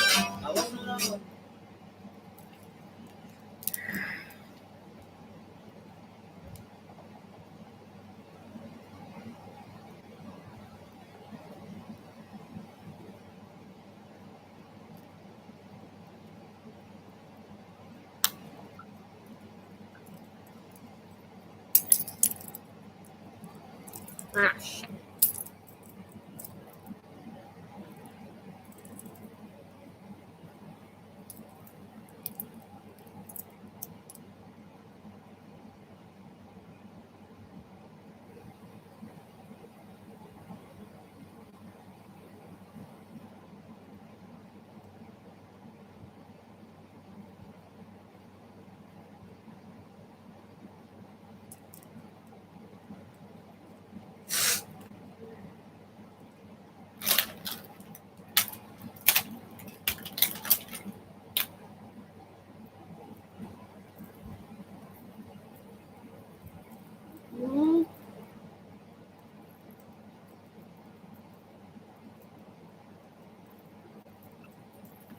Ah.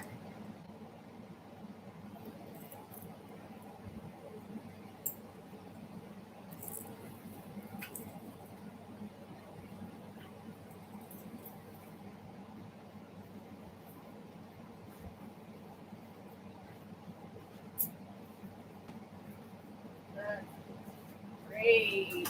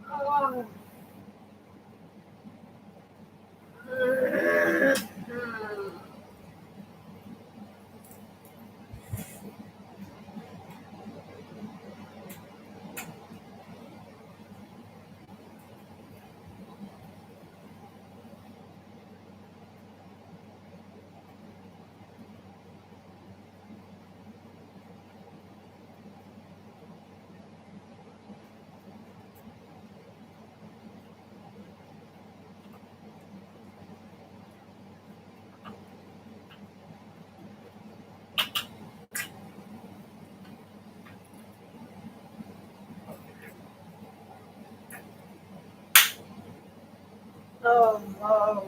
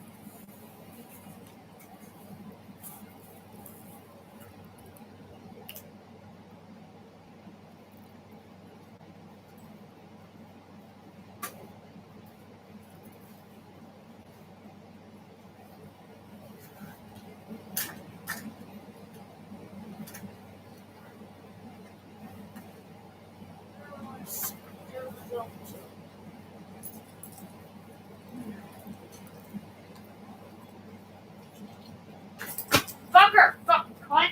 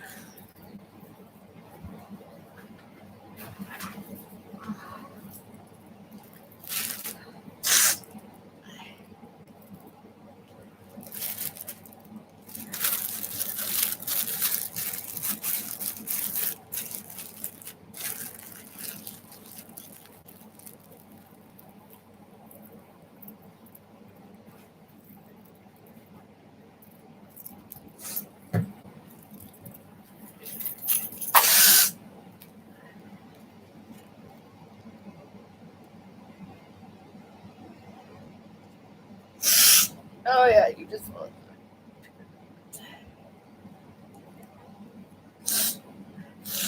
Ugh.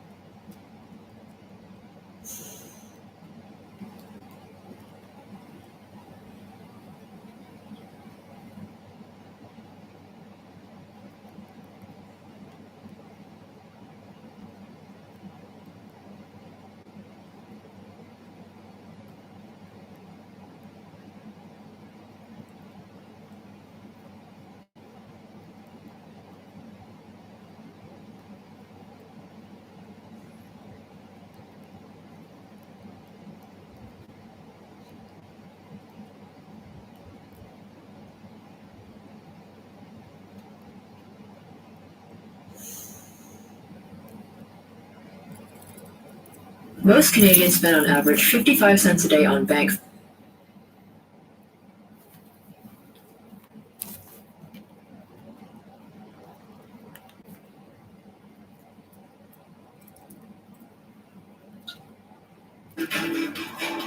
Welcome back. It is that time. We say hello to our friend Mike Apple. Good morning to you. Hello, good morning. How are you? I'm doing all right. How are you on this Wednesday, hump day, as they say? Huzzah, yes. I'd forgotten that it was Wednesday. I took Monday off, so anyway. You're confused. It's okay. We're Very confusing. We'll get through this one together. You are following. Okay, so StatsCan report. We're expecting this. Not really a surprise though. We've seen the price of everything go up. Everything. Yeah, the inflation report from StatsCan this morning might actually be one of the few negative economic reports that we're going to see between now and election day. And look, the cost of living is going to turn into, as it typically does, a talking point on the election campaign trail, because things have gotten a lot more expensive, Melanie. Let's face it, all of the talk about how the cost of food was going to go up this year, that has pretty much transpired. We're looking at a family of four paying, an estimated $800 more this year than last year just to put food on the table. The price for gas is up. Housing prices are elevated, obviously. And what do you do about it? If any party can come up with the secret sauce to get things a little bit more, affordability, it's a big talking point. So we'll see what the cost of living index shows this morning. It could be around 3.5%. That would be at the highest level in more than a decade. Again, comparables to last year, you do have them skewing higher because last summer, things were kind of either shut down or much slower. Price for gas was 25% lower than where it is today. So you do have those variables. But nevertheless, if you can figure out how to get more people into the housing market, make that more affordable, put food on the table, that sort of thing, it's going to be a big talking point. Absolutely. The other thing a lot of people are talking about, the mandates when it comes to vaccination. We're now hearing this from Sun Life. Yeah, first federally regulated financial company to say that for employees who are voluntarily choosing to come back to the office, you need to be double vaxxed. And we've seen this sort of vagary, I suppose we'll say, between mandatory vaccines and vaccine mandates, where if you're not double vaxxed, then you have to be subjected to daily testing. So there are these nuances, I suppose, that And who's companies paying are for that having. daily Some might be testing, basically I saying wonder? it's a test, a pilot project for employees voluntarily coming back. You need to be double vaxxed in this case. No ifs, ands, or buts about it. It's going to be interesting, though, Melanie, how and this is going to be a work in progress. MLSE saying that if you want to go to a sporting event, you have to show proof of vaccination. But what's it going to mean for the lineups going into the building? What do we show? Do we have to wave a piece of, or the slip that you print out from when you got your shot? I don't know. Exactly. It's a good question in that, will it be technology that they'll have to scan something? Is it QR code of some sort? What will that look like? And that's going to have to come up very fast. Very quick, because they're saying mid-September, right? Yeah, So absolutely. We're literally a month away from NHL training camp, so gotta get it going. We'll talk about more on that in just a little bit. But first up, Volkswagen, of course, we're looking at the future of electric cars. What's it going to mean when you need a charge? And incentivizing people to buy electric vehicles, because you buy a new car, and a lot of the companies say, well, you get free oil changes for the next 2 years. Right. Electric cars don't need an oil change. So what do you give as a bonus? Well, VW says for their ID4 electric car, they're giving free rapid charges at the Electrify Canada stops across the country for 3 years.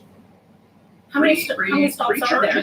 Are there? I think there's 150 right now, and it's going up to about 500 between now and 2025. So they're being rolled out because you got to get the infrastructure in place, right, for EVs. So it'll be interesting to see if other companies with big aspirations for electric vehicle sales, General Motors, Ford, they're all saying by 2030, half of their cars and trucks potentially will be electrified electric vehicles. So you got to get the infrastructure in place, and then you got to get people to say, hey, I want to buy that. Maybe throw in some carrots, so to speak, to get people, as opposed to, I said, oil changes, something else. And in this case, free charge ups along the way. Okay, that's fair. As long as there are enough locations where it makes it worth your while, I would say. Okay, that is going to be the key. And how long does it take to charge the vehicle? Sure, yeah. And this is all technology that's going to be better than it was yesterday, right? It is that process where it'll get better, but in the meantime, it's a work in progress. Sure is. All right, Mike. As always, appreciate your time on this hump day. We'll see you tomorrow. Yeah. Thank you. 6:18 is what we're sitting at right now, and Mike has just mentioned MLSE out with that new vaccine mandate. We'll break that down. Vaccine policy for fans going to a Leafs, Raptors, or TFC game in the future. More ahead right after the break. Most Canadians spend on average 55 cents a day on bank fees. That's over $200 a year and around $10,000 in a lifetime. That's real money. That used to be your money. Tangerine Free Daily Bank Account. Find out how to get this great offer when you become a new client. I am more inclined not to become a new client because you are so fucking Punishments annoying. included public stoning, whipping, and hangings. No trial, by the way, straight to punishment. All kinds of music and musical instruments were banned. So were paintings and movies. And for women, life was behind the burqa. They had to stay at home. If they must step out, they should.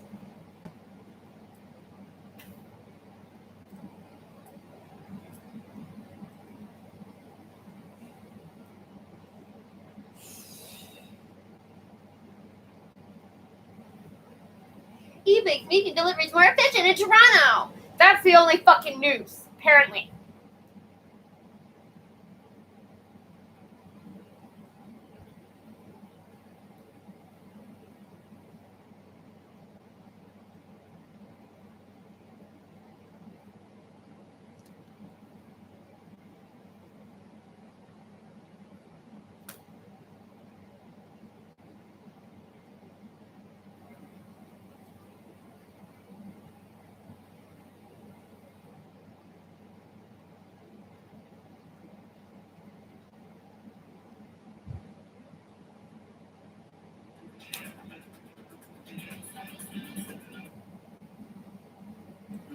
Just past the peak of the most spectacular meteor shower this year. It was called the Perseid shower, which has been taking place for possibly thousands of years, not every year, but intermittently. This time around, it was particularly noteworthy. Here now, RT correspondent Natasha Sweet, reporting from a place in California called Joshua Tree. Getting out and away from light pollution allows the naked eye to capture beautiful glowing streaks of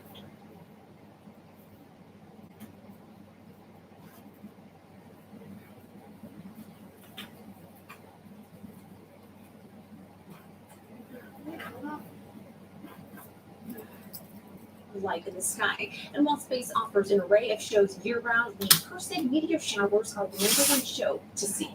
This year's Perseid meteor showers peaking around mid-August. Right now, the dazzling balls of fire are best seen in the Northern Hemisphere.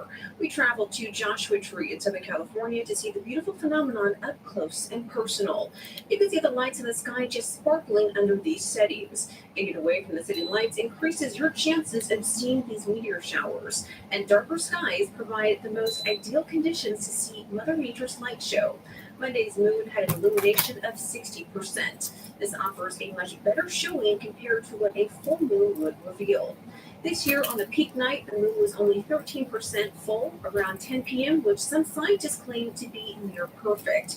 Meteors are known as shooting stars, glowing streaks in the sky visible to us when tiny pieces of space debris burns up in the Earth's atmosphere. The showers originate from Earth entering the orbit of debris from the comet 109P Swift-Tuttle.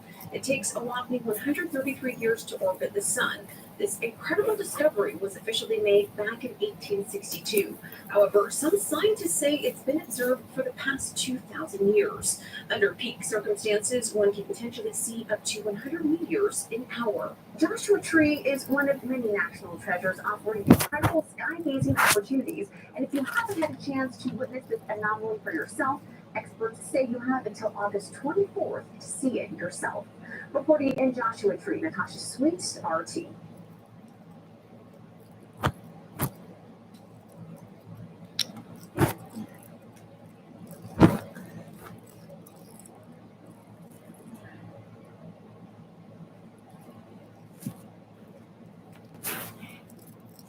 Join the millions that have said yes to Allegra and said yes New best friend. With fast Hey, look at that! More fucking pills you're pushing! Allegra, live your life, not your allergies. Yes, doctors recommend, approve, blah blah blah. All good shit. The risk of flooding is growing. It's not just major rivers that pose a threat. Even small streams can turn into giant floodwaves with devastating consequences. The resident likely wanted to leave her home and was swept away, along with her front door. Experts warn that due to climate change, 7 times as many people could be affected by floods in 30 years. The damage more severe.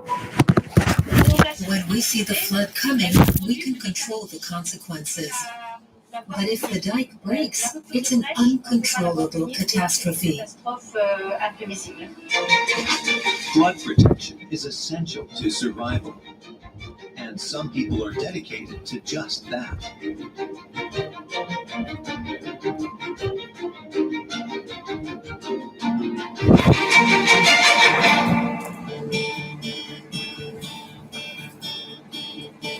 Dordrecht is one of the oldest cities in the Netherlands. It's located on a tributary of the Rhine River. The city has been inching closer to the river for 800 years. All the while, houses have been built along the protected dike. Paul van Es is responsible for flood protection. He's showing Gang Haula around, an architect from China who wants to learn more about how it works. This is the inside of the dike. The street is the dike, and these houses are outside the dike. And you can see the little things we need to put in the locks to protect the water from protect the houses from water, but protect the city from getting water into the city. So they have to get with the locks the water inside the house. So most people don't realize that the locks are. Oh, hey! So we are protected from water, but the water is inside the house. It's on the other side, and the city is protected by it. It's locked in those kind of words over here. There's an iron law in the Netherlands that goes like this. Those who live inside the dike ring are protected by the government. Those who live outside it are on their own. And the danger of floods is increasing. During storms, the sea pushes water upstream as far as Dordrecht, just as water flows in from the Rhine and Meuse rivers. If there's heavy rainfall too, the old city will be flooded. The strategy in Dordrecht? Make room for the water. It was a sporting ground. It was a track for running and a football field. And afterwards, first they built all the new houses, and afterwards they tear down the dike, the barrier, and the whole area was flooded like this. And now it's a very popular area for living. People are paying a lot of money. Plan Thai is a new part of the city, built in a way that allows large areas to fill up with water without causing damage. The houses are built on stilts, which makes them floodproof. Aren't you scared the water might come in one day? We feel very safe here. If you look over there, you can see that we're on the same level as the dike. The water level would have to be really high for us to get wet feet. Maybe the garage below would be flooded, but that's not so tragic. The apartments would stay dry.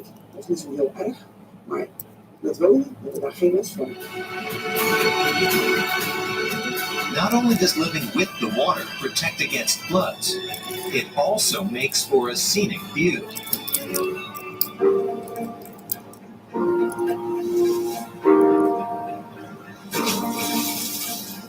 Cologne is located on a narrow stretch of the Rhine. There have been several floods in the past, but the cathedral city is now well equipped, even for heavy flooding that causes severe damage in other cities. Reinhard Vogt led the flood control center for 20 years. He says Germany is not prepared enough. Shut up!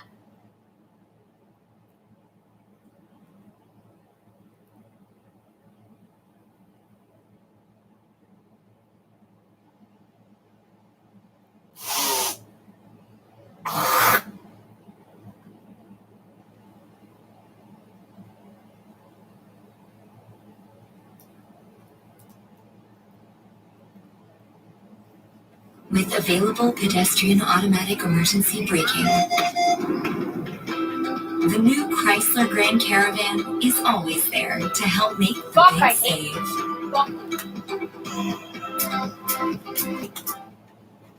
It is time for people to get vaccinated. For those who are hesitant, to go and get their first doses and their second doses. That's why I've asked the clerk of the Privy Council, who is responsible for the Federal Public Service, to look at mandatory vaccinations for federal employees. Justin Trudeau's faltering election campaign. Hi, I'm Brian Lilly, political columnist with the Toronto Sun.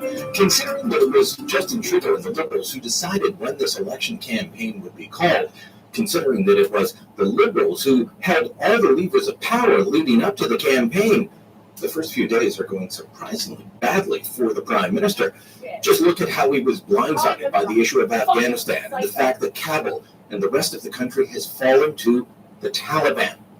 Trudeau's faltered all over the place. He couldn't say whether or not he would recognize the terrorist organization as a legitimate government. One of his ministers went on CBC and said, "Well, wait and see. We'll see how they behave." And it was only after Trudeau was blasted by this, a man who supposedly has a feminist foreign policy but was saying, "Well, wait and see how people who oppress women behave," that he finally turned around and said, "No, we won't recognize the Taliban." Then there's the issue that Trudeau desperately wants this election to be about. Will there or won't there be mandatory vaccines? A Conservative leader, Aaron O'Toole, has said he won't force federal workers to be vaccinated. He says that all Canadians have a choice when it comes to their personal health care decisions. O'Toole's plan would be that if you refuse to get vaccinated, you may have extra screening measures. You may be subject to regular testing. Turns out, according to a letter released by the Chief Human Resources Officer for the federal government, that is the federal government's policy under Justin Trudeau. Trudeau's policy is the same as O'Toole's, not the other way around. But Trudeau keeps trying to say that his is mandatory, O'Toole's is not, but he won't say how that will be enforced. Will people lose their jobs? Will they be disciplined? He simply won't say. The Department of National Defense, the Public Service Agency of Canada, the biggest union in the federal government, the CBC even says they will not have mandatory vaccinations. But Trudeau says they will. No details on offer. Just trust him and vote Liberal if that's what you want. This is not a campaign that was well thought out, well planned. This is a campaign that in the first few days alone is going off the rails. Trudeau thought he had a majority lined up. It turns out that voters may have different thoughts by the time this campaign is over. Let me know what you think. Drop a line down below, leave a comment, share this on Facebook, on Twitter, and make sure you hit the subscribe button.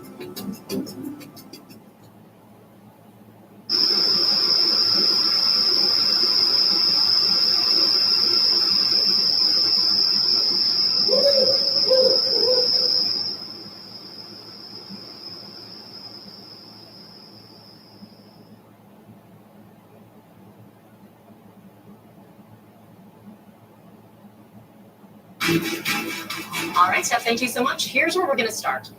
Canadians heading to the polls next month as Liberal leader Justin Trudeau launches an election. Conservative backbenchers have referred to some of this government's decisions as tyrannical in terms of how we're creating mandates for vaccination of public servants or vaccination of people on trains and airplanes. Well, the answer to tyranny is to have an election. Trudeau asking for the shortest possible campaign period, just 36 days, so it means Election Day would land on September 20th. The Liberal leader says now is the time for Canadians to decide how they want the country to move forward post-pandemic. But with the fourth wave slowly sweeping across our country, opposition leaders are accusing the Liberals of using the pandemic for political gain. A leader who cared about the best interests of Canadians would be straining every sinew to secure the recovery right now. Instead, Justin Trudeau has called an election. Conservative Party leader Aaron O'Toole kicked off his campaign promising 1 million jobs within a year, but his election pitch overshadowed by his inability to clearly answer if he'd make vaccines mandatory for Tory candidates. NDP leader Jagmeet Singh started his campaign with a promise to tax ultra-rich corporate companies. We are the only party saying very clearly there is a third option, which is to make the ultra-rich pay their fair share. Companies like Amazon, which make record profits in this pandemic, do pay virtually no taxes in Canada. We can stop that. We can make sure they pay their fair share and invest that back in people. Green leader Annamie Paul hopes to win a seat in the House of Commons in this federal election. She says the party will focus on climate change and a green economy. Canada has the chance of a lifetime not only to definitively bend the curve on greenhouse gas emissions, but also to set ourselves up with the jobs of the future, to set ourselves up with the competitive economy of the future. All right, so at the time that Parliament was dissolved, the Liberals had 155 seats, the Conservatives with 119, the Bloc Québécois had 32, the NDP 24, the Green with 2 seats. There are also 4 independents and 1 vacancy. So here's what day one on the campaign trail will look like for the federal party leaders. Liberal leader Justin Trudeau making an announcement in Quebec this morning for visiting a restaurant in Cobourg. Of course you're visiting a restaurant. We'll be spending the day in the nation's capital. Be doing something making fucking an announcement productive. in a virtual town hall. NDP leader Jagmeet Singh will be in the GTA today. He's going to start in Toronto before heading to Brampton in the afternoon. Green leader Annamie Paul will be in Toronto this afternoon speaking about the climate crisis. So,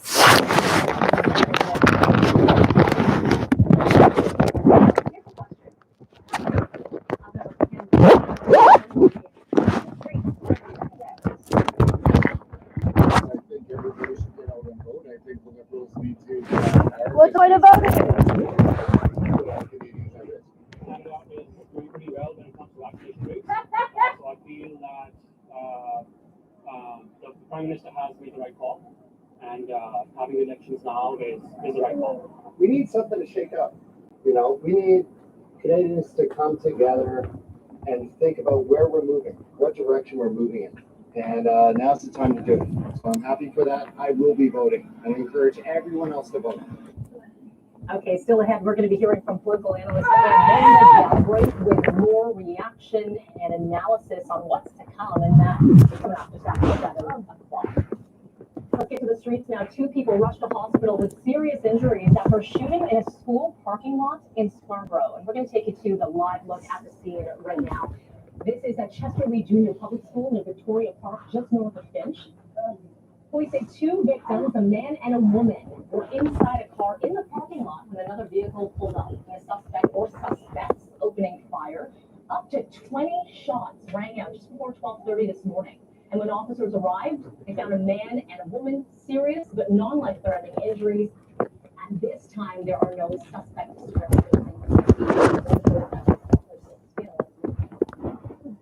Police are also investigating a shooting in the city's Woodlands district. Police say a man shot with a gunshot wound in Polson and Cherry Street just after 9:30 last night. The victim rushed to hospital. His condition has not been released.